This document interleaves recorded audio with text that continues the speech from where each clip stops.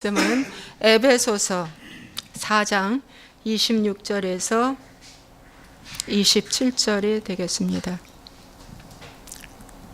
에베소서 4장 26절에서 27절.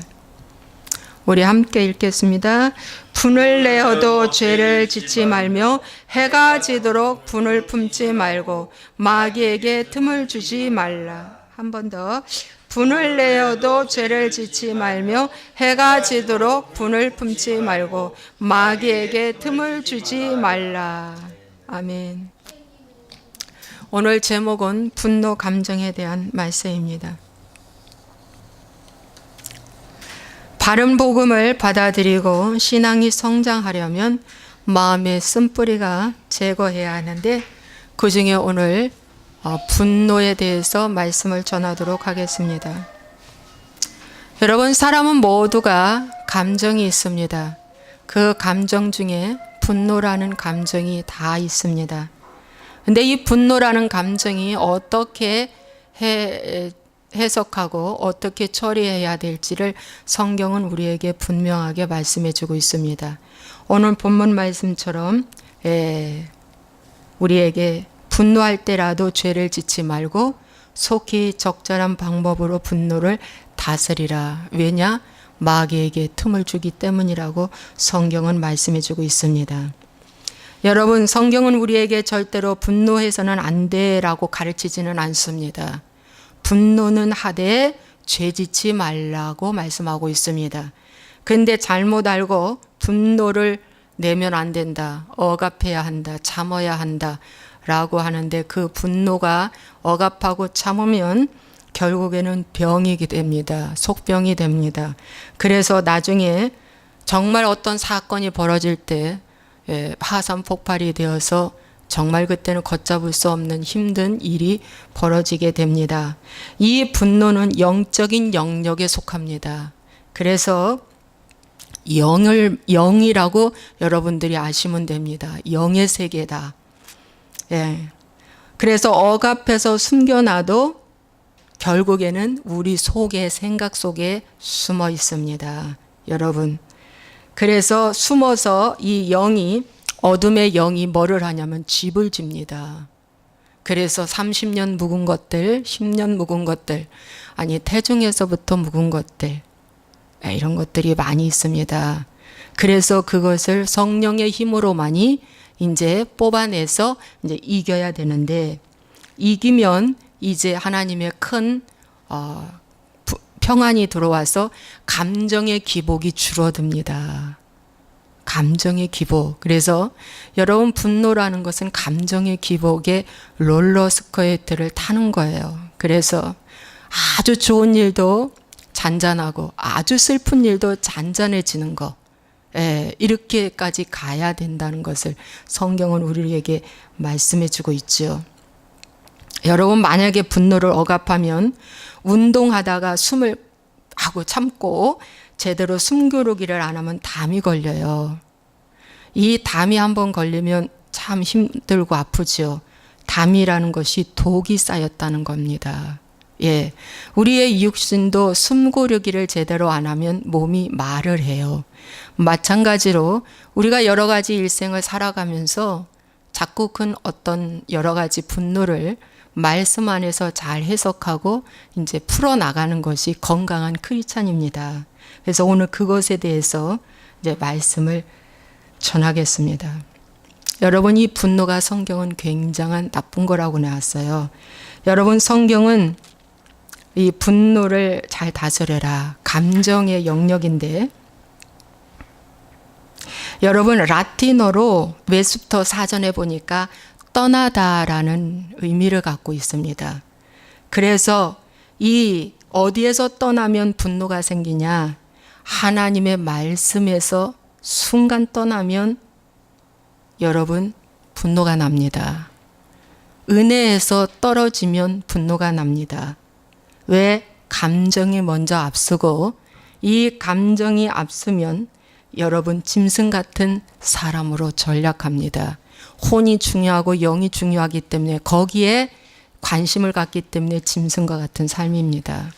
여러분, 우리의 삶은 영적인 영역에 속했기 때문에 영이 혼과 육을 다스려야 하는데, 여러분 하나님의 말씀에서 떠나면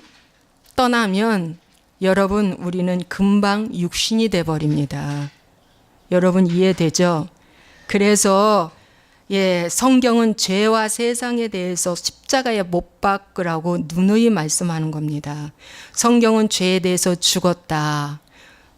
또 성경은 세상에 대해서 죽었다. 우리가 죽었다는 겁니다. 내가 죽었다는 거예요. 그런데 여러분, 죽지 않고 여기서 떠나 나올 때 바로 우리는 누구한테 속하냐? 마귀한테 속한다고 성경은 분명히 말해주고 있습니다. 요한일서 3장 2절에 가인은 악한 자에게 속했다고 말씀하고 있습니다. 가룟 유다도 예수를 팔려는 생각을 넣어서 악한 짓을 한 것입니다. 그래서 여러분, 악한 자에 속하게 되면은 악한 자는 누굽니까? 사단, 마귀, 귀신의 영역에 속한 것입니다. 그래서 여기에 속하면 창세기 6장 3절에 이런 말씀이 있어요. 여호와께서 이르시되 나의 영이 영원히 사람과 함께하지 아니하리니 이는 그들이 육신이 됨이라 그랬어요. 이 말씀 바로 전에 이런 말씀이 있어요. 사람들이 번성하기 시작할 때, 돈이 생기고 명예가 생기고 잘 먹고 잘 살 때, 번성하기 시작할 때에 하나님의 아들들이 사람의 딸들과 결혼했다고 그랬어요. 그래서 결론은 육신이 됐다는 거예요. 여러분, 그런데 사람의 딸들과 결혼했다는 것은 바로 영적 간음을 했다는 거예요. 영적 간음이라는 건 하나님 외에 내가 다른 것에 더 비중을 크게 두는 거예요. 전통에 비중을 두고, 사람에게 비중을 두고, 돈에 비중을 두고, 내 어떤 자기 사랑에 비중을 두는 거, 이런 것들이 다 사람의 딸들입니다. 그래서 영적 간음을 하면 육신으로 전락해 버린데, 육신이 되면서 사람의 생명이 120세로 축소돼 버렸어요. 일찍 살 필요가 없는, 늦게까지 오랫동안 장수할 이유가 없는 거예요. 왜? 육신으로 거하기 때문에. 그래서 노아 방주 이후에 인간이 120세로, 장수가 120세로 축소돼 버렸습니다. 근데 120세로 축소됐어요. 왜? 육신이 돼버렸기 때문에 그렇습니다. 왜? 많이 살아봤자 죄 짓는 일밖에 하지 않으니까. 하나님이 사랑하셔서 짧은 연수를 주시고 그 안에 회개하고 천국 오게 하려고 그런 것입니다. 여러분, 로마서 8장 6절에 보니까 육신의 생각은 사망이요 영의 생각은 생명과 평안이라고 그랬습니다. 그래서 오늘 내가 육신의 생각인 분노 감정에 휩싸여 있는가, 아니면 영의 생각인 하나님의 말씀에 내가 휩싸여 있는가에 따라서 승부는 정해집니다. 여러분, 육신의 생각은 하나님과 원수가 되나니 이는 하나님의 법에 굴복하지 않아야 할 뿐 아니라 할 수도 없다. 왜 순종이 안 되는가? 왜 안 되는가? 육신의 생각이 그를 잡아버려서 그렇습니다. 여러분, 육신의 생각이 바로 분노 감정입니다. 육신의 생각이 바로 마귀의 감정입니다. 여러분, 귀신의 감정입니다. 뭐라고요? 내 안에 귀신 한 마리 없다고요? 천만의 말씀. 아닙니다. 귀신 분노하는 순간 우리의 심장 박동이 맥박수가 펄펄펄펄 뜁니다. 왜? 분해서. 분노 증상이 나타나요. 이때부터 부정 호르몬이 긍정 호르몬을 잡아먹기 때문에 심장에서 너무 힘들어서 펑펑펑펑 뛰는 겁니다.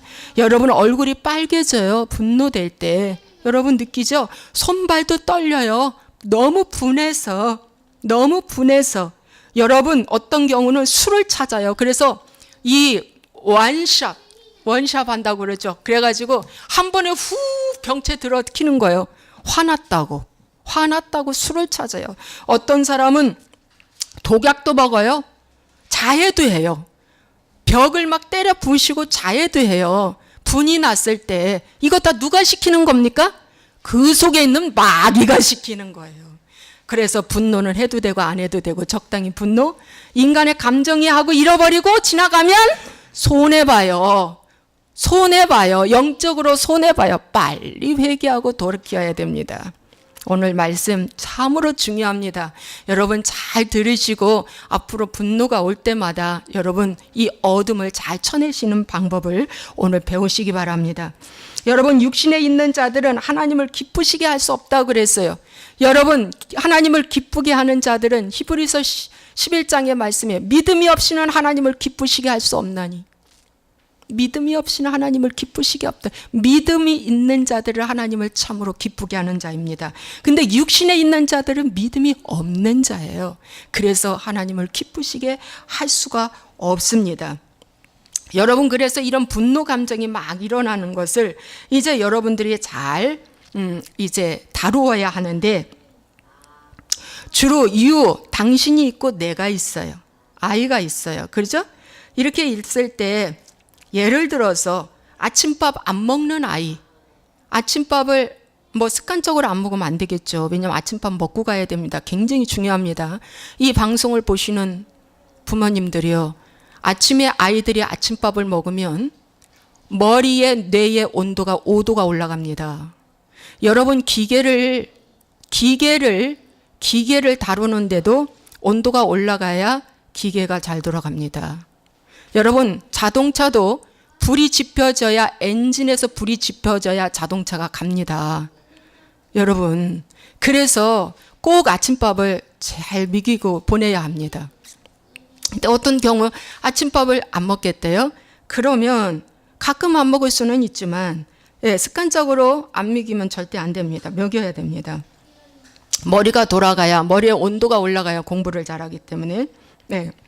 그래서 여러분 이렇게 밥을 안 먹고 가겠다고 하면 무슨 소리야, 나 아침에 직장 가야 되는데 일찍부터 일어나서 너 주려고 이런 거 저런 거 만들어 놨다, 먹어! 이럴 수 있죠. 먹어야 돼. 내 정성 봐서라도 먹어야 돼. 그러지 말고요. 이건 유 메시지입니다. 당신에게 하는 거. 아이 메시지. 그래, 입맛이 없니? 어제 저녁에 뭔가 먹은 게 불편했니? 이렇게. 그래, 하루 정도 금식하는 것도, 속을 비우는 것도 편할 수도 있다. 그렇지만 내일은 꼭 먹어. 이렇게 해주는 것이 분노를, 이 대화 소통 부재에서 대화를 좀 부드럽게 이어갈 수 있다는 거죠. 예를 들어서 이런 경우가 있어요. 술 먹고 늦게 들어오는 남편에게 오자마자 막 이제 그전에는 잔소리했죠. 그죠? 잔소리했는데 그거보다 이제 이 원리를 알고 나서는 당신이 술 먹고 안 들어오면 나 불안해. 그래. 나 불안해서 잠을 못 자. 그래. 왜 불안해? 혹시나 운전을 어떻게 하고 오다가 어떻게 걸릴까? 아니면 술 먹고 실수는 하지는 않을까? 또 나쁜 술 먹고 속이 또 너무 상하지는 않을까? 여러 가지로 불안해. 이렇게 말해도 돼요. 이렇게 말해도 되고, 나 잠 못 자. 그러니까 좀 일찍 와. 이렇게. 이런 것들로 이렇게 나의 이 아이 메시지를 이렇게 전하는 거예요. 아이 메시지. 이렇게. 그렇죠? 네. 여러분 이런 말이 있죠. 이렇게 말을 하는데 남편이, 나도 내 인생 살아야 돼. 나도 내 인생 살아야 된다고 터치하지 말어. 돈 벌어다 주고 이렇게 하는 훌륭한 남편이 어딨냐. 이만하면 됐지. 나 가끔 이렇게 비우는 시간, 좀 저녁 늦게 오는 시간 터치하지 마. 이렇게 말하죠. 예, 그 말도 맞는 말이에요. 그죠? 개인 플레이니까, 개인 어떤 사적인 거니까. 그렇지만 성경으로 봐서는 틀린 말입니다. 왜냐? 왜? 부부는 한 몸이라서 그렇게 걱정이 되는 거예요. 그냥 되는 거예요. 예, 한 몸이라서 그렇습니다. 그래서 얘기를 하는 거죠. 얘기를 하는 것이 건강한 부부 관계입니다. 여러분 아이들이 만족할 시험을 자녀에게 하지 못하고 왔어요.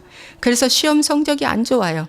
이럴 때 안 보여주죠. 성적표. 또 혹은 성적표도 고치기도 해요. 그죠? 그런데 이 자녀 앞에 왜 고치겠어요? 우리 엄마가 내가 기대하는 성적표가 안 나왔기 때문에. 그럴 때는 네가 얼마나 마음이 아프겠니? 나보다 당사자가 더 마음이 아프지. 예, 마음이 아프지. 그러면서 어떻게 해요? 다음에 더 최선을 다해보자. 어차피 결과는 내 삶의 결론으로 받아들이고 다음에 잘해보자 이래야 되는데, 엄마는 말이야 이렇게 어려운 환경 가운데서도 열심히 공부해서 장학금 받으면서 공부했다 이러면은요 열받더라고요. 제가 그랬어요. 우리 희원이한테. 열받더라고. 내가 죽다 살아나게 공부해도 우리 엄마 수준에 못 따라가겠구나 라고 생각이 들어서 엄마 하나만 바라봐도 기가 팍 꺾이는 거예요.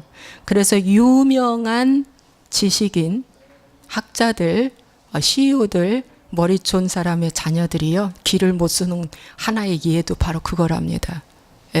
제가 중년 이후라는 책을 하나 읽었더니 거기 그렇게 나오더라고.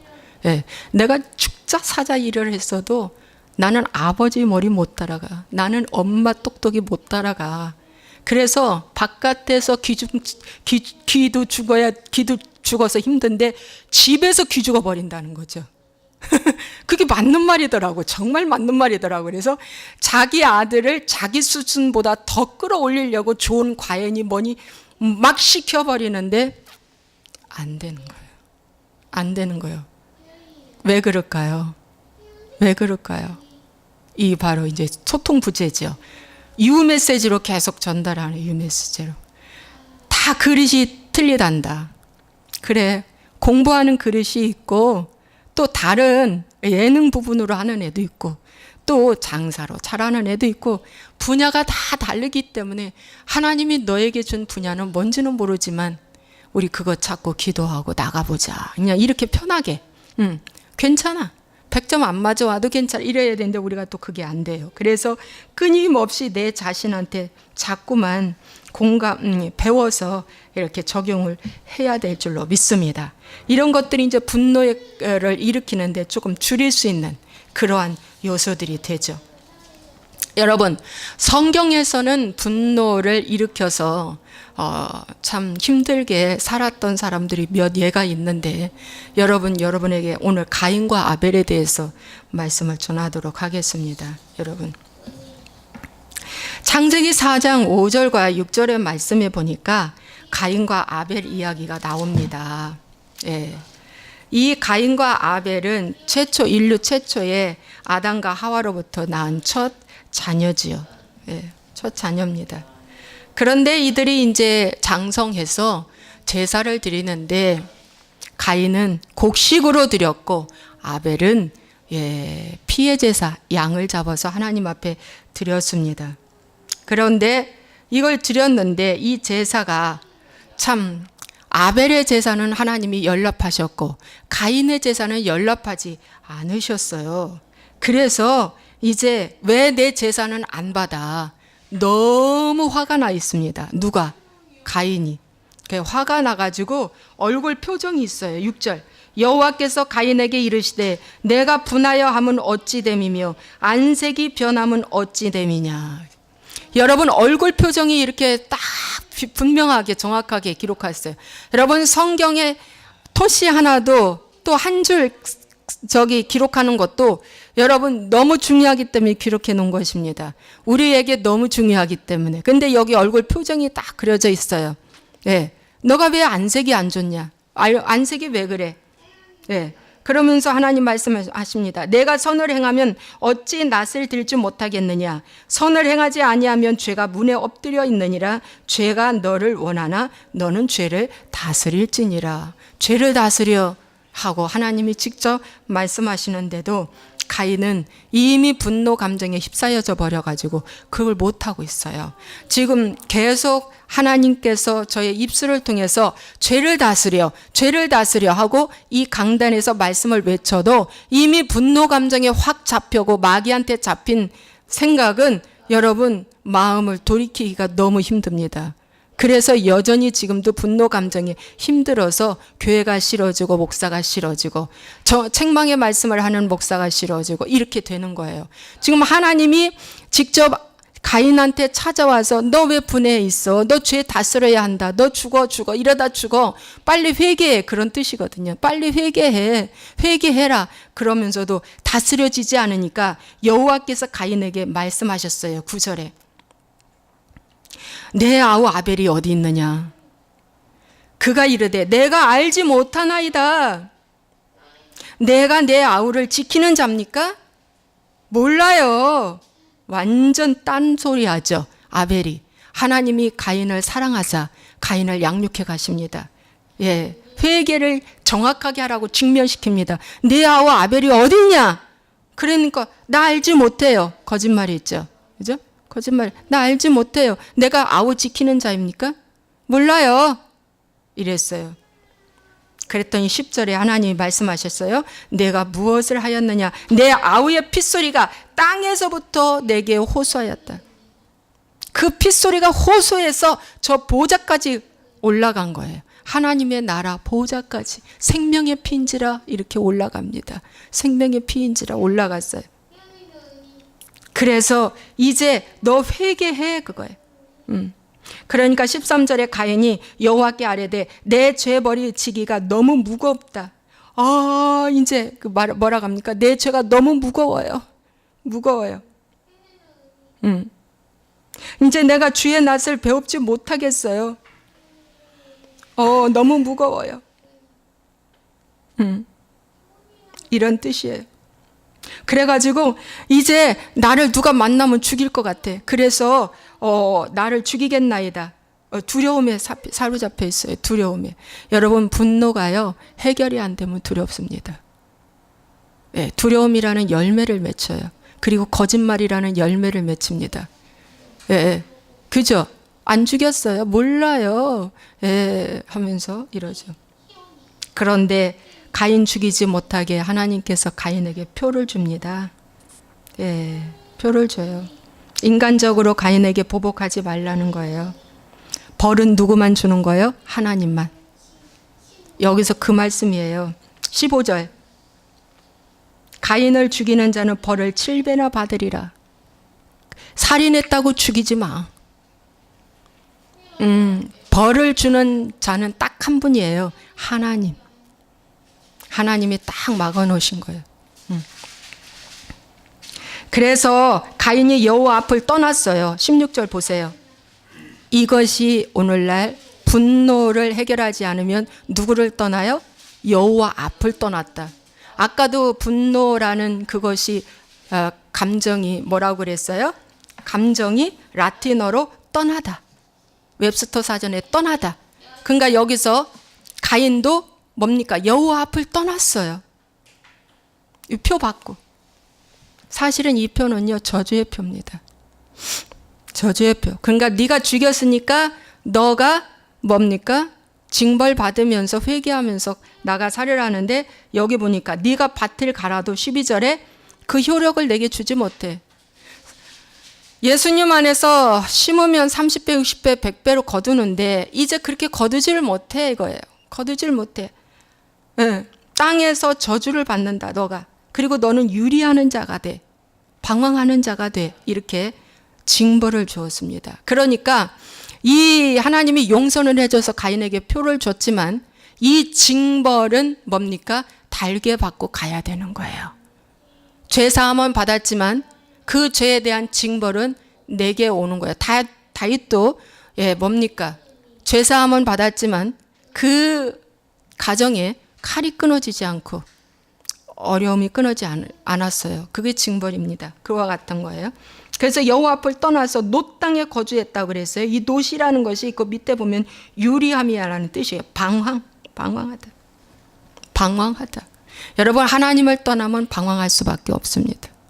하나님 떠나면 방황하는 거예요. 그래서 분노를 빨리 해결하라는 뜻입니다. 빨리 해결하라. 자, 여기에서 우리에게 주시는 말씀이 뭘까? 가인과 아벨을 통해서 여러분 이분들은 제사 드렸다가 예배 드렸다가 한 사람은 그만 크게 떨어진 그런 경우죠. 그리고 한 사람은 제사 잘 드렸다가 죽음 당했어요. 오늘날도 마찬가지예요. 예배를 잘 드리면 잘 드리다가 죽을 수 있어요. 죽을 수 있어요. 여러분 스데반이 한 번 설교하고 순교당했어요. 돌 맞아 죽었어요. 돌 맞아 죽었습니다. 누구한테? 유대인들한테 돌 맞아 죽었어요. 여러분 그러므로 오늘날도 하나님께서 나의 예배를 드리시는데 아벨과 같이 하나님이 그렇게 우리가 될 수도 있다라는 걸 가정해 놓고 여기서 가인과 같이 되지 말라는 것을 우리에게 가르쳐 주죠. 예를 들어서 이런 것입니다. 어떤 한 성도님이 교회에서 신앙생활을 하는데 내가 보기에 제3자의 성도가 보기에는 저 사람은 참 장깨가 있고 어떤 게으름도 있고 어떤 약간 내가 마음에 안 드는 부분도 많이 있는데 담임 목사가 마음에 들어서 그 사람을 딱 세웠어요. 어느 직책에 세웠어요. 그리고 직분도 빨리 줬어요. 그리고 거기다 칭찬과 인정까지 해줘요. 그러면 뭡니까? 저건 뭐야가 돼요. 저건 뭐야. 그리고 나는 뭐야. 나는 열심히 예배 드렸어요. 헌신하고 봉사했어요. 예. 그랬는데 나보다 저 사람을 더 챙겨준다 라고 생각이 되어서 시기 질투가 발로한 분노가 생겨버립니다. 분노가 생겨버리면은 그 상대에 대해서 어떻게 하면 죽일까를 고민합니다. 상대에 대해서 어떻게 하면 죽일까. 그것이 오늘날 우리의 성도들에게 주시는 말씀이에요. 예, 말씀이에요. 자, 또 가정에서는 이런 경우입니다. 지금은 뭐 가정의 자녀들을 많이 낳지 않아도 두세 명만 낳아도 거기서 비교가 딱 생깁니다. 딱 생겨서 아들 둘에 딸 하나 이렇게 낳았다.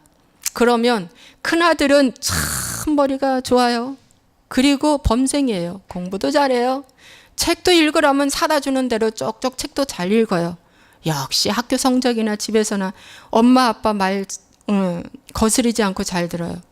그래서 늘 부모님한테서는 형이 최고예요. 형이 최고예요. 근데 둘째 아들은 조금 돌발적이에요. 그래서 머리는 좋은데 공부는 잘 안 해요. 그리고 다른 걸 좋아해요. 그러다 보니까 책 읽으라는 것이 귀가 딱쟁이가 되고요. 너무 힘든 생활을 하는 거예요. 공부는 아무리 죽었다 깨나도 형을 못 쫓아가요. 그 머리를 못 쫓아가요. 비교가 딱 되잖아요. 이렇게 비교가 딱 되었을 때 이런 자녀들이 이제 장성을 했어요. 장성을 해서 이제 다들 취직을 했습니다. 취직을 했어요. 그 큰아들은 역시나 잘 나가서 잘 취직도 했고요. 작은 아들도 역시 잘 나갔어요. 취직을 했습니다.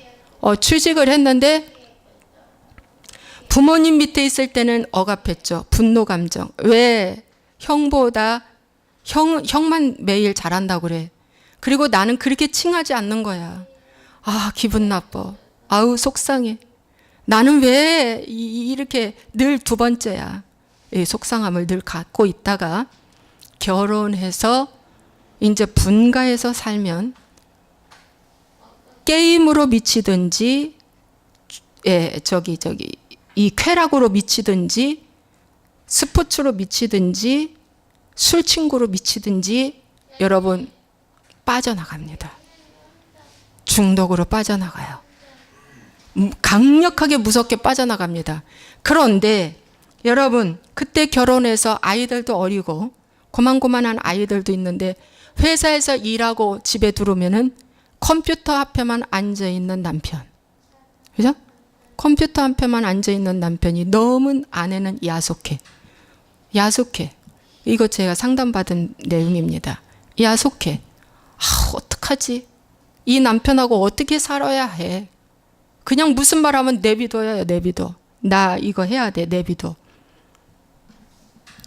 그래서 그 얘기를 부모님한테 했더니 그 아이가 그전에도 그렇게 청소년 때 게임을 했는데 내가 못하게 했는데 결혼해서 또 그렇다니 이제 부모님도 알게 된 거예요. 여러분 이것이 이제 이렇게 흘러 들어갑니다.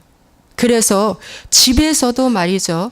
가인과 아벨과 같이 여러분 차별이 생겼을 때 무서운 한 사람의 그 중독으로 흘러갈 뿐만 아니라 그 처자식이 너무 힘든 거예요. 그 본인도 몰라요. 내가 왜 이러는지 몰라요. 자기 취미라는 것만 알고 있어요. 그런데 부모님의 애정 결핍이 곧 나의 이 중독으로 흘린 거예요. 그때 부모님한테 말 한마디 못했잖아요. 예. 책 읽을게요. 예.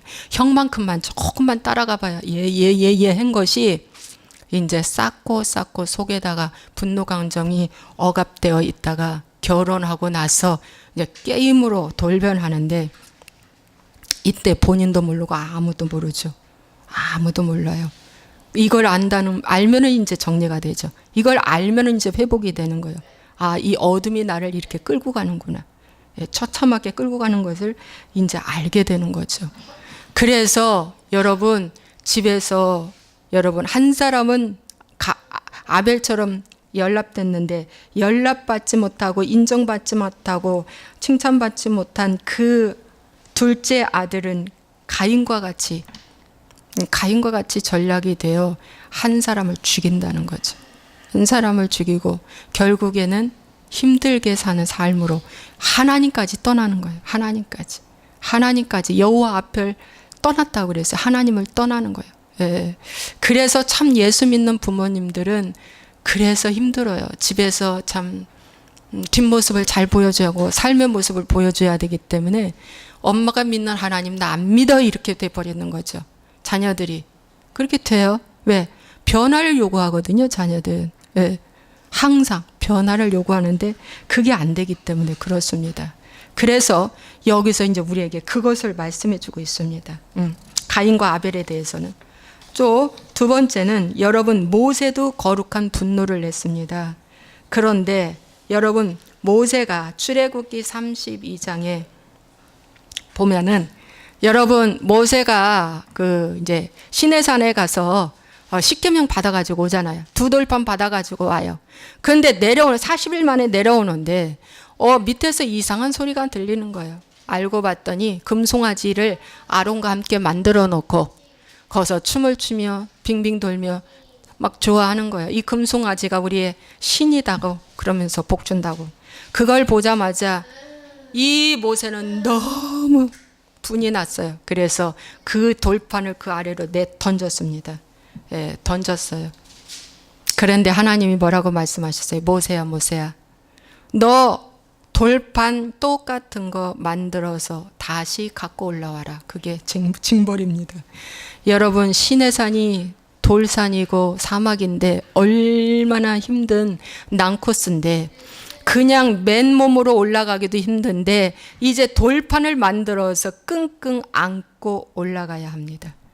예, 끙끙 안고 올라가야 돼요. 너무 힘들죠. 예, 그게 징벌입니다. 그래서 안고 올라와서 다시 40일 기도하고 회개 기도하고 하나님께 다시 그 십계명을 받아가지고 내려오죠. 예. 그래서 또 모세의 분노가 있어요. 민수기 25장에 보면은 민수기 25장이 아니고 무리바 반석의 사건이 나옵니다. 민수기서에 보면 무리바 반석의 사건에서 이 백성들이 물이 없다고 물을 달라고 막 원망하고 불평할 때 하나님께서 저 반석에게 명하라고 했을 때 명하지 않고 반석을 두 번 땅 쳤어요. 그 반석은 예수님을 말해주고 있거든요. 그래서 너 왜 명하라고 했는데 반석 쳤냐? 왜 불순종했어? 그걸로 인해서 모세는 가나안 땅을 못 들어갔습니다. 느보산에서 죽을 때 하나님이 가나안 땅을 보여주시기는 했죠. 멀리서. 그렇지만 들어가지는 못했습니다. 그래서 여러분 이 모세 같은 이런 분도 여러분 분노합니다. 너무 힘들어요. 예. 그래서 여러분 오늘 우리에게 주시는 말씀은 어떠한 상황에서도 모세는 분노했지만 바로 회개를 하죠. 예, 이런 분들은 이제 말씀을 아니까 금방 회개를 합니다. 네. 그 다음에 사울과 다윗 같은 경우입니다. 여러분 이스라엘 백성들이 나라가 위태해졌을 때 블레셋이라는 큰 나라 앞에 이스라엘 백성들은 초계와 같이 마음을 떨고 있을 때에 40일 동안 아침 조석으로 나오며 장수 나와라 나하고 싸우자 블레셋 골리앗이 말합니다. 바로 이때 다윗이 가서 그 골리앗의 이마를 물맷돌로 박아 골리앗을 무너뜨리고 나라를 구했습니다. 근데 나라를 구하고 난 다음에 백성들이 평가를 합니다. 뭐라고 평가하냐? 천천히 사울의 죽은 자는 천천히요 다윗의 죽은 자는 만만이로다. 예, 10대 1이나 차이가 나요. 어마어마하죠. 예, 어마어마해요. 한 왕을 평가하기에 천천히요 다윗은 하나의 목동에 불과한데 여러분 만만이라고, 다윗이 더 능력 있다고, 다윗이 더 힘 있다고, 잘한다고, 최고라고 평가해 줄 때 우리는 어떻게 할 것인가? 하나님은 절대 평가를 하십니다. 여러분 한 사람 한 사람을. 왜? 이 땅에 한 명이니까. 그러나 사단은 상대평가합니다. 그렇죠. 비교 평가를 해요. 여기서 열받는 거예요. 여러분 그런데 이 평가에 정말 사울이 넘어졌어요. 사울이 넘어져서 그때부터 다윗을 죽이기를 공모했습니다. 그렇죠. 나라를 다스리는데 고민하지 아니하고 이 다윗 하나 죽이려고 온갖 공모를 하다가 우울증 걸려 전쟁에서 그분은 죽습니다. 죽을 때 그 한 사람만 죽는 게 아니라 요나단과 함께 무비보셋 하나 남기고 다 죽입니다. 다 죽습니다. 여러분 이 분노 하나 때문에, 이 평가라는 이 분노 하나 때문에, 이 혈기 때문에 사울은 서서히 죽어가는 모습을 성경은 우리에게 말씀해 주고 있어요. 여러분 오늘 큰 대형교회 목사님들이 당회장 자리에 혹은 담임 목사 자리에 딱 앉아 있으면 죄를 짓기 쉬운 것이 바로 이 부분입니다. 자기보다 말씀을 더 잘 전하고 더 뭔가를 가졌고 더 능력과 은사를 가졌다면 그 목사를 좌천시키든지 아니면 개척시키든지 아니면 외국 선교사로 멀리 남미와 같이 멀리 내보내든지 이렇게 합니다.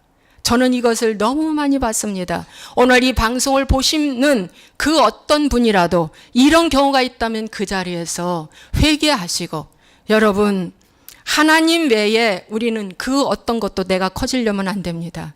그래서 여러분 사울은 하나님 자리에 앉아서 자기가 최고라고 인정받고 죽을 때까지 그 자리를 차지하고 싶었던 거예요. 하나님 보좌에 사울이 앉아 있었던 거예요. 그래서 다윗을 죽이려고 했던 것입니다. 여러분 그래서 우리는 이런 큰 죄를 짓고 있어요. 항상 이런 심판의 자리에 내가 올라 앉아가지고 나보다 좀 더 나으면 다 좌천시키고 어디 멀리 보내고 이럽니다. 이런 죄가 우리한테 있고요. 사회적으로 자기보다 잘하면 그때부터 죽일 방도를 찾습니다. 사회도 이거와 똑같아요. 사회적으로도 나보다 더 잘 나가는 누군가가 있으면 어떻게 해요? 못 견뎌합니다. 못 견뎌해요. 그래서 호봉도 올려주지 아니하고 어디 저기 딴 데로 발령 내고 이런 경우가 있죠. 그래 하나님은 그걸 준엄하게 심판하십니다. 그 심판이 사울은 우울증에 자살 뭐 한 거나 마찬가지예요. 전사했어요, 여러분. 준엄한 심판이 온 겁니다. 그래서 오늘 하나님께서는 우리에게 나보다 더 큰 그 누군가, 나보다 더 잘하는 그 누군가를 하나님이 나에게 붙여주시면 함께 가는 거예요. 함께. 그와 함께 가야 돼요. 그를 높여주고 그를 세워주고 이렇게 같이 가줘야 되는데 이것이 안 된다는 거죠. 안 돼요. 그리고 교회가 이제 많이 커지면은 분립 개척도 해줘야 되는데 그 본 교회만 왕창 커지게 만드는 거예요. 왜? 자기가 왕이 되고 싶어서 그러는 겁니다. 자기가 왕이 되고 있어요. 성도는 1시간 2시간 거리 오나 마나 신경도 안 써. 자기 좋아서 오는 줄 알아. 착각을 하고 있습니다. 이것이 사울 왕과 같은 보좌에 앉아서 말씀을 전하는 것과 똑같아요. 하나님이 이 말씀 받으시겠습니까? 그래서 여러분 오늘 내가 비교 평가를 당할 때 여러분은 어떻게 하시겠습니까? 늘 항상 계산해야 돼. 비교 평가에서 지면 사울로 전락되는 거예요. 그러면 죽는 거예요. 영이 죽어버리고 영이 떠나요. 하나님의 영이 떠납니다. 대신 누가 차지합니까? 루시퍼인 마귀 사단이 그 마음을 사로잡습니다. 예. 그 다음에 신약의 마리아의 옥합입니다. 예, 마리아의 옥합 사건이죠. 여러분 잘 아시죠? 마리아의 옥합 사건.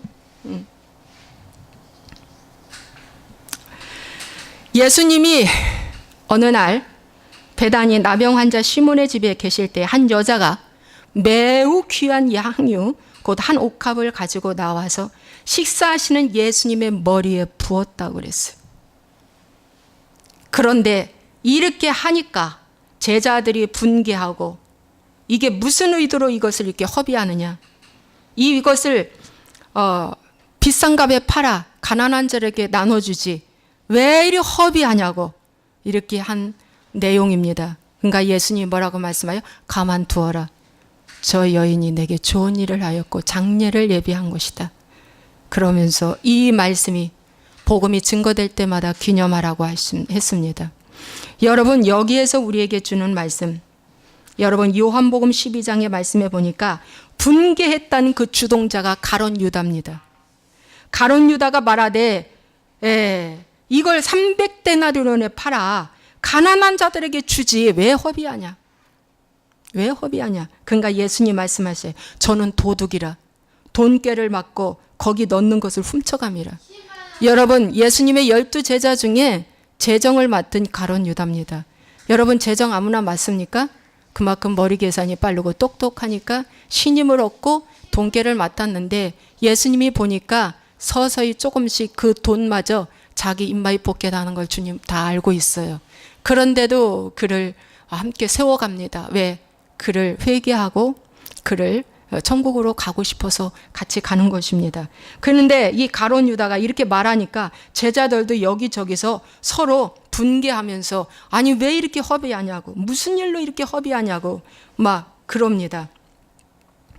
그랬는데 예수님이 말씀하셔요. 여기서 300데나리온은 한 데나리온이 하루 품삯이니까 한 데나리온 10만 원 하루 품삯을 일당 10만 원으로 쳐도 3천만 원은 되겠죠. 3천만 원. 예.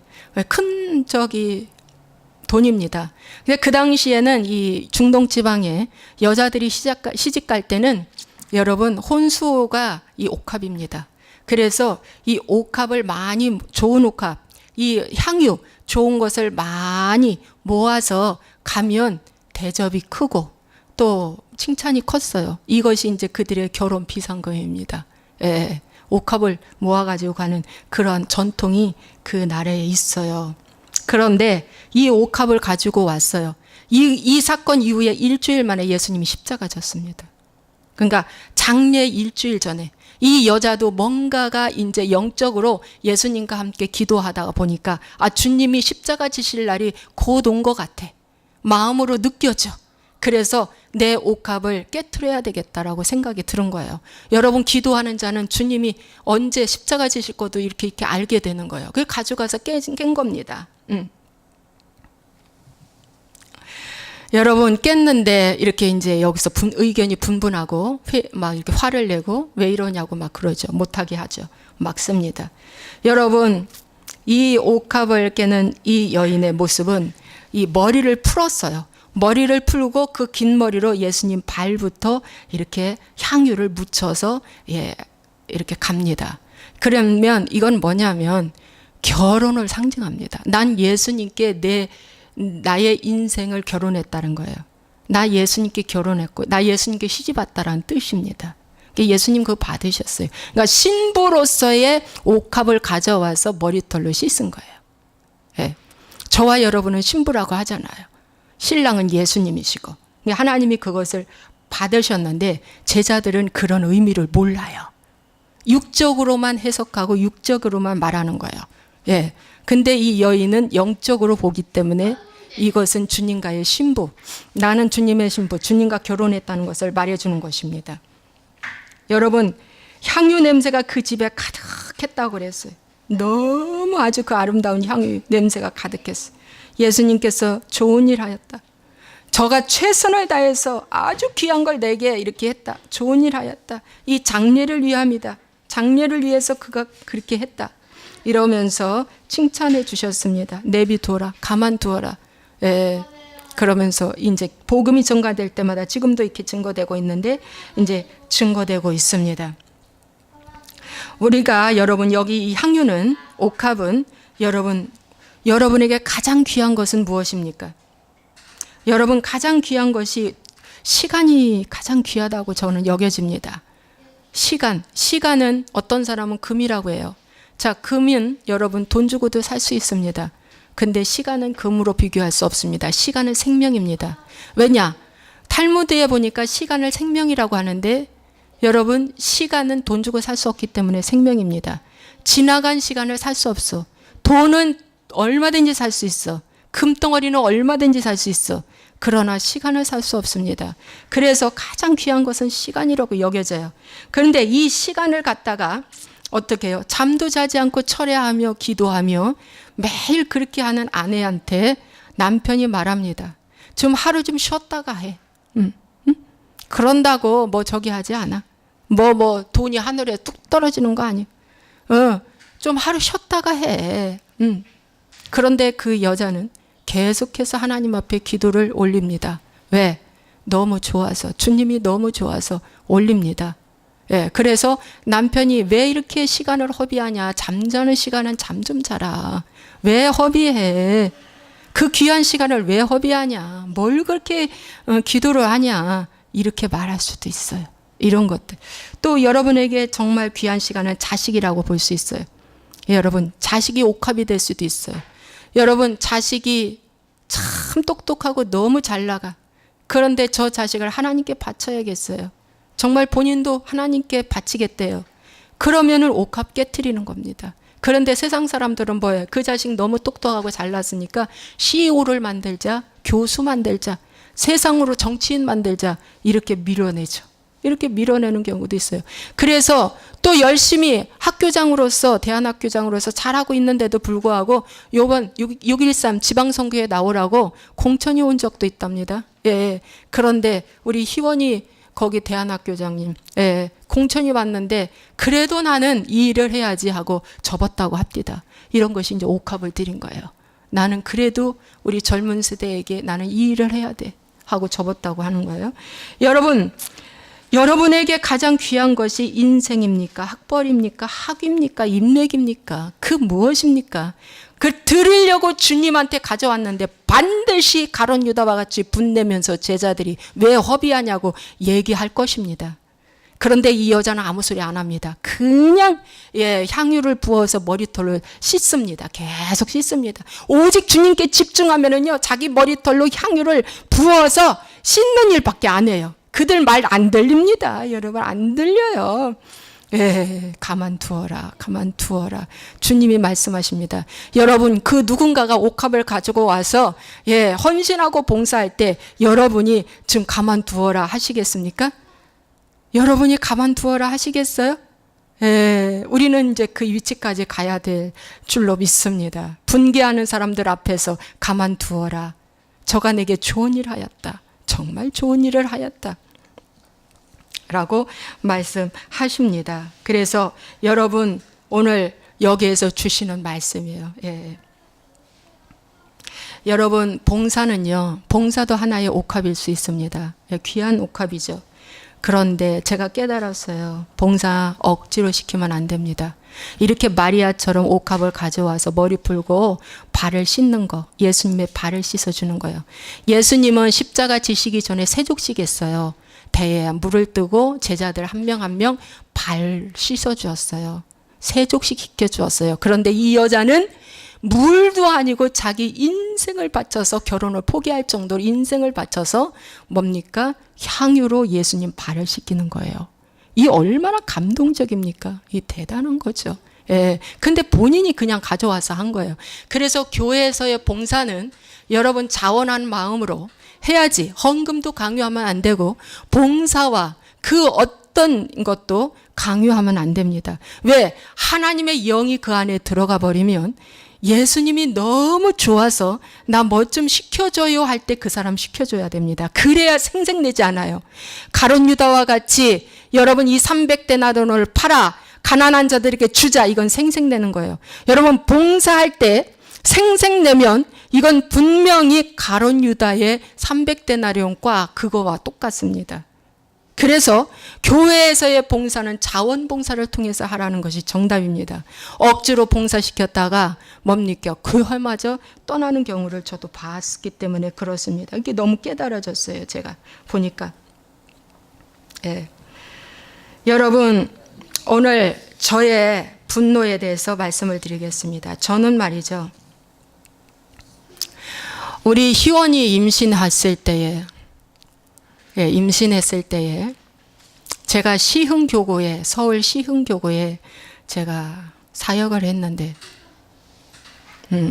기도처가 있다 보니까 여의도에 아침에 출근했다가 그 다음에 모든 걸 싸가지고 다시 시흥교구에 가서 하루 종일 거기서 일했다가 주일날이면 또 모든 헌금과 모든 것들을 다 싸가지고 다시 여의도로 갑니다. 근데 제가 임신을 했어요. 그래서 임신을 했는데 제가 입덧이 조금 심하게 합니다. 심하게 해서 제가 전에는 이렇게 운전도 하고 이렇게 뭐 다 했지만 이제 아침에는 제가 차를 가지고 여의도로 갔는데 이제 오후에 올 때는 인천에 들려서 집에 들려서 그 차를 놓고 남편이 나를 태우고 여의도에 이렇게 갔어요. 피곤하니까. 그랬는데 제가 이제 집으로 왔는데 뭐 때문에 화가 났는지는 모르겠어요. 제가 화가 났어요. 화가 났어요. 별것도 아닌 것 같아요. 뭐 살림거리일 것 같아요.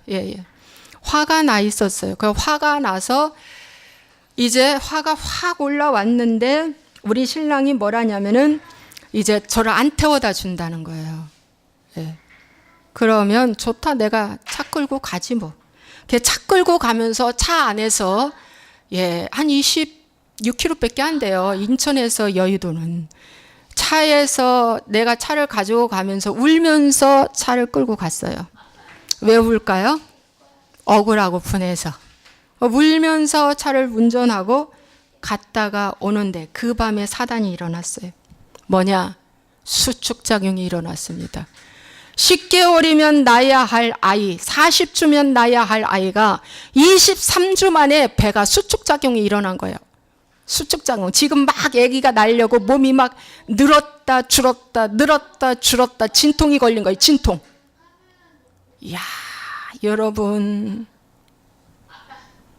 밤에 잠을 한숨도 못 자고요. 아침에 병원에 가니까 아줌마 양수 하나도 없어요.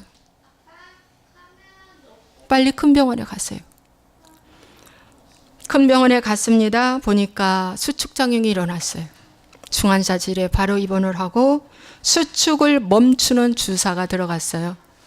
수축을 멈추는 주사가 들어갔는데 멈추지가 않아요. 수축이 멈추지가 않아요. 여러분, 그러고 그 아이를 3주 만에 삼성서울병원으로 옮기고 3주 만에 그 아이를 낳았어요. 분노가 얼마나 무서운 것이란가를 저는 그때 경험했어요. 3주 동안에 제가 얼마나 회개한 줄 아십니까? 주님, 제가 잘못했습니다. 제가 분노한 거 잘못했습니다. 어린아이가 내 안에 있는데도 불구하고 그걸 모르고 예전처럼 그렇게 분노했습니다. 그리고 이 몸이 수축작용이 일어나고 아이가 나오는데, 주님 잘못했습니다 하고 막 회개하고 별짓 다 했죠. 그래도 그 아이는 3주 만에, 26주 만에 800g으로 난 거예요. 여러분, 그러니 제가 얼마나 죄책감이 옵니까? 1kg도 안 된 800g에 이 아이를 낳았으니 내가 얼마나 죄책감이에요. 여러분, 분노는요 또 죄책감을 가져옵니다. 죄책감이라는 요놈이 딱 올라와요. 오늘 이 방송을 보시는 분들이요, 임신한 아내 예전처럼 대우하지 마시고 아이를 위해서 공주 대접 좀 해주세요. 공감해 주세요. 좀 죽으세요. 죽으시라고. 제가 경험을 했어요. 그 분노가 몸이 반응을 일으키는데 수축장애가 일어나서 우리 아이가 110일 동안 인큐베터 신세를 지고, 혹독한 징벌이었죠. 저에게 혹독한 징벌이죠. 삼성 서울병원이 얼마나 먼데 내 집 마당 들여나듯처럼 8개월 동안 모유를 짜서 날리고 얼마나 고생을 했는지 모르고, 갈 때마다 어린아이를 볼 때마다 내 마음이 아프고, 그랬습니다. 근데 지금은 정상으로 잘 크고 있습니다. 여러분, 정말 분노는 사망을 가져옵니다. 분노는 사망을 가져와요. 그래서 분노를 정리해야 합니다. 분노를 빨리 해결하는 법을 배워야 한다는 거예요. 여러분, 가룟 유다는요, 은 30냥에 예수님을 팔고 깨달았어요. 뭐라고 깨달았냐? 내가 무죄한 피를 팔고 죄를 범하였도다. 성소에 은을 넣고요, 대제사장과 장로들에게 도로 갖다 줬어요. 그리고 깨닫고요, 회개는 못했어요. 회개가 안 됐어요. 깨닫고 그 다음에 목매달아 죽었어요. 여러분, 분노가 이렇게 예수님을 죽이는 겁니다. 가인은 동생 아벨을 죽였어요. 모세는 돌판을 던져서 죽였어요. 여러분, 사울은 다윗을 죽이려다 자신이 우울증 걸려 죽었어요. 저는 희원이를 죽였어요. 800g에 그 낳는 건 그 아이 죽는 거예요. 하나님이 받으신 거죠. 그 아이 죽인 거예요. 육으로 죽여버린 거예요. 근데 하나님이 받으셨습니다. 오늘 여러분, 이 분노가 얼마나 무서운지, 시므온과 레이라는 야곱의 두 아들은 세겜 추장의 그 마을에 자기 여동생을 강간했다는 그걸로 어떻게 했어요? 할례를 빌미 삼아, 할례 받아야 딸 준다고 해가지고 거짓말 시키고 빌미 삼아 그 마을 전체를 피바다로 만들었어요. 다 죽여버렸어요. 다 죽여버렸어요. 여러분, 그래서 얼마나 야곱이가 자녀를 위해서 이제 나중에 제대로 보면서 창세기 49장 6절에 이런 말씀합니다. 내 호나 그들의 모의에 상관하지 말지어다. 내 영광아 그들의 집회에 참여하지 말지어다. 그들이 그들의 분노대로 사람을 죽이고 그들의 혈기대로 소의 발목에 힘줄을 끊었다고 그랬어요. 여러분, 그 분노가 사람을 죽였다고 그랬어요. 사람을 죽였다. 오늘 여러분의 분노가 사람 죽이는 거예요. 사람을 죽이는 거예요. 그래서 이 분노는 영이기 때문에 그렇습니다. 영의 영역에 속하기 때문에 사람을 죽이는 거예요. 그래서 여러분, 여기에서 여러분이 정신을 바짝 차리고 이제 오늘 이 시간 이후부터 분노가 올 때마다 빨리 쳐낼 건 쳐내시고 빨리 기도하시고 해결하시기를 주님의 이름으로 부탁을 드립니다. 여러분, 세 번째, 분노 감정을 치유하려면, 이 감정을 이기려면 느끼는 것보다 알고 있는 것에 기초를 둬야 합니다. 즉 말씀에 기초를 둬야 된다는 거예요. 이는 믿음으로 행하고 보는 것으로 하지 아니함이로다. 그러니까 베드로가 뭐라고 말씀하냐면은 지식에 의거하여 아내와 합하라. 그러니까 지식에 의지, 하나님의 말씀에 의지하여 아내와 합하라고 그랬어요. 그러니까 지식에 의지해서 보라는 거예요. 지식에. 그 다음에 회개하라는 겁니다. 이 분노가 나왔을 때는 가장 빠른 건 회개밖에 없습니다. 내가 이걸 인정하는 거예요. 우리 남편하고 늘 이렇게 다툴 때, 다투기 전에 이 억양이, 감정이 섞여 나오면 왜 분노해? 이러다가 싸우는 거예요. 왜 분노해? 지금 말하자고 했지 분노하라고 했어? 이러다가 싸웠어요, 제가. 왜? 분노하면은 사단한테 틈을 주기 때문에 그런 거예요. 그러다가 시컷 싸우다가 이제 조금 지나서 다시 그것을 조율시키려고 들어가서 말하면 그때 다시 불이 붙어버려. 세상 사람들은 술 먹고 인사불성으로 화가 내고 속상해서 참다가 이제 술 깨면 가서 또 이렇게 한 잔씩 먹으면서 아 내가 그때 잘못했네 미안하네 이렇게라도 한다는데 우리는 술 한 잔도 안 들어간 비알코올 중독자나 마찬가지 술이 한 잔도 안 들어갔는데도 불구하고 아 이게 안 되는구나 안 됐는구나 그래서 전 접었습니다. 접었어요. 우리 희원이가 초등학교 5학년 되니까 아빠는 분노 중독 딱 결말이 나더래요. 제가 접었습니다. 그래서 여러분 안 될 경우에 접으셔야 됩니다. 여러분 못 고칩니다. 내 힘으로 못 고쳐요. 그냥 내가 죽어버리면 돼요. 그리고 속상하니까 어디다가 고백해요? 저는 하나님께 다 일러버립니다. 하나님께 막 이랬어요 저랬어요 하고 다 일러버렸어요 제가. 그러니 축복이 나가겠습니까? 남편 축복이 나가겠습니까? 미운데. 그래서 대화를 해서 풀어야 된다는 거예요. 용서한 것처럼 그냥 덮어준 것처럼 여기는데 진정한 내 속에서의 축복은 안 나가는 거예요. 그러면 마귀한테 속는 거잖아요. 그런데 이제 내가 그 기도합니다. 성령 안에서 하나 되고 부르심에 합당한 부부의 삶을 살게 해달라고 그 기도를 합니다. 여러분 당신 지금 분노 왜 해? 그러면 인정해. 맞다. 내가 왜 분노가 됐지? 습관화가 돼서 그렇게 말이 돼버렸네. 이렇게 해야 돼. 그러고 왜 분노했지? 그 분노의 원인이 뭐지? 하고 빨리 찾아버려야 돼. 빨리 찾아야 돼. 그리고 실마리를 풀어야 됩니다. 그게 아주 중요하죠. 그 다음에 세 번째는 말씀을 붙잡고 기도해야 됩니다. 기도해야 돼요. 여러분 믿음이라는 건 손해보는 것입니다. 수치당하는 것이에요. 누구를 위해서? 주를 위해서. 그런데 나를 위해서 손해보기 싫고 수치당하기 싫은 것이 분노를 내는 거예요. 맞죠 여러분? 맞아요. 지금 이 말 맞아요. 귀신, 즉 분노 감정을 일으키는 이 귀신을 쫓아내야 돼요. 왜 분노 낼까요? 자기를 사랑해서. 자기를 너무 사랑해.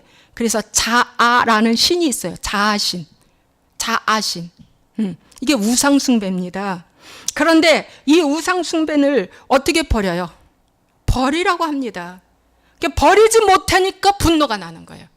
내 말이 통과돼야 된다 이거예요. 내 말이 통과돼야 된다. 그래서 내 권리를 주장하는 거거든요. 그래서 분노가 나는 거예요. 그러므로 어떻게 해요?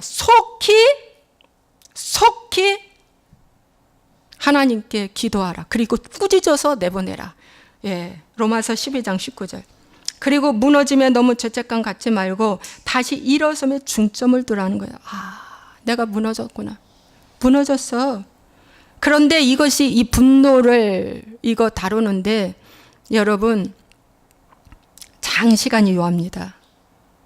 이렇게 먹고 살았는데 이런 습관으로 살았는데 하루아침에 분노가 조절됩니까? 오랜 시간이 필요합니다. 오랜 시간. 분노 중독으로 일변하면 정신과 가서 정신과 선생님하고 상담하고 약도 드셔야 합니다. 그거는 뇌에서 벌써 뇌의 세포가 파괴됐어요. 그래서 뇌의 모든 균형이 깨진 거예요. 그래서 정신과에 가서 약도 먹으면서 말씀의 약도 먹으면서 또 상대방의 말도 귀를 기울이면서 하면서 나가셔야 됩니다. 그러면 돼요. 왜 병원이 있고 약국이 있어요? 믿음이 연약한 자들이 가서 먹으면서 기도하라고 있는 거예요. 믿음이 좋은 사람은 먹지 않아도 나요. 여러분 하나님이 나를 크게 사랑하시고 기다리시며 치유하신다는 걸 항상 잊지 말라. 맞습니까? 항상 잊지 마시기 바랍니다. 오늘 여기까지입니다. 여러분 분노 감정에 대해서 여러분에게 말씀을 전했습니다. 오늘은 무슨 숙제를 내냐면은 나는 어떨 때 분노가 일어나는가? 첫 번째, 나는 어떨 때 분노가 일어나는가? 그렇죠? 있을 겁니다. 나는